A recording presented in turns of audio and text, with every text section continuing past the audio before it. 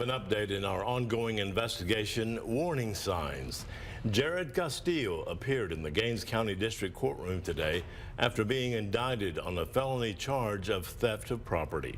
Investigative reporter Shaylee Kidwell has tracked the growing number of allegations against Castillo since 2023.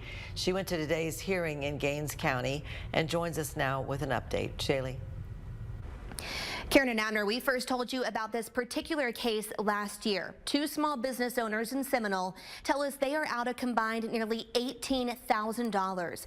They say they paid Jared Castillo for an LED sign that he never delivered.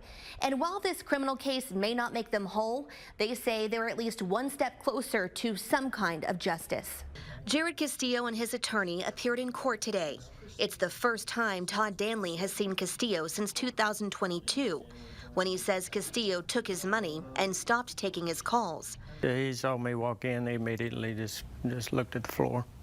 He and his neighbor, John Wall with Big Star Electric, decided to split the price of an LED sign. They say Jared Castillo, the owner of LED Liquidator, made them a deal.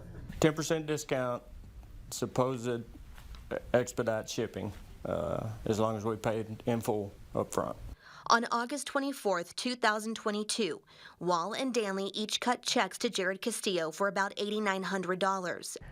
And here we are 2.5 years later, no sign, no restitution. But that may change. A grand jury indicted Castillo on theft of property, a state jail felony. He was ordered to appear before the judge today, where his attorney, Marlon Carter, asked for more time to either enter a plea or go to trial. I would say that we believe that this to be a case of misunderstanding, and that we believe Mr. Castillo will be able to prove his innocence in a court of law. Danley attended today's hearing and stands by his account.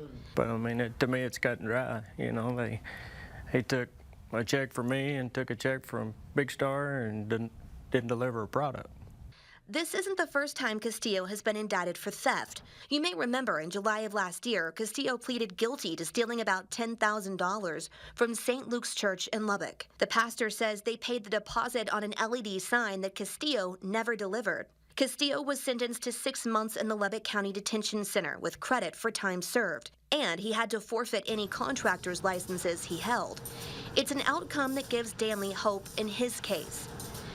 I work hard for my money, and you know, he basically stole that money from me, and I'm gonna make sure that we get some kind of recourse, whether it's monetary or he gets jail time. Big Star Electric went ahead and purchased another LED sign, this time from a different company. It's an additional cost Danley didn't go in on. I pretty well had enough trying to get a sign. You know, going down that road, I didn't want to end up there again. Through our years-long investigation, we've learned of other allegations against Castillo that never made it to court.